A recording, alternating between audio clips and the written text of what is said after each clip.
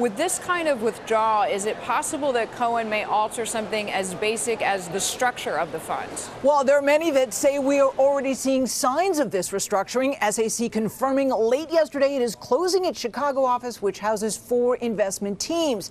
Now, SAC spokesman Jonathan Gasshalter just told me within the half hour that it's, quote, far too early to speculate about redemptions, and they are not expected to have a significant impact on SAC funds. The Journal, of course, reporting SAC has told staff and business partners it expects $1 billion in client withdrawals. This is the government's insider investigation focuses on trading at the fund. There is a perception the government has a, quote, bullseye on top of the SAC building, according to one industry insider who tells Bloomberg that converting to a family office may be an increasingly attractive option for SAC. Like so much an investment for the investors in Steve Cohen's fund, it's an element of fear and greed. The returns were excellent, but you've always got that risk to your reputation if he is actually indicted. And the big question there is the word indicted.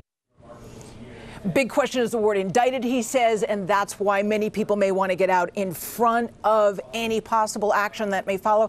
Salvadelli says SAC is making classic restructuring moves in that it recently downsized the Chicago firm and is willing to pay 3% above its normal bonus for top money managers. He says this is a classic, quote, lifeboat strategy, Deirdre, in that when firms downsize, they tend to keep the best of their talent in terms of managing money, and they move out some of the money they really don't need. Sue, when you talk about downsizing or this possibility of converting to a family office, I mean, it doesn't make the firm's potential regulator issues just go away. What are you hearing from your legal sources? It does not make the regulatory issues go away by all accounts, although it would take the firm on a much low-profile status. Of course, when you are a family fund, you're not required to report your positions. That would avoid some reporter inquiries, whether they're long or short certain positions.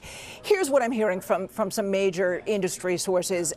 One is that you have to separate SAC from the consolidation that's taking place in the industry with 6,000 money market funds, 5,000 ETFs, 4,000 hedge funds. You're naturally seeing some consolidation right now because they all can't be chasing alpha. That's what we could be seeing with SAC. From another insider who is a close friend of Stephen Cohen and runs a hedge fund on his own, he says that Cohen is not worried, is going to fight these charges tooth and nail, does not want to see his reputation smeared, and any conversion to a family office would not happen anytime soon.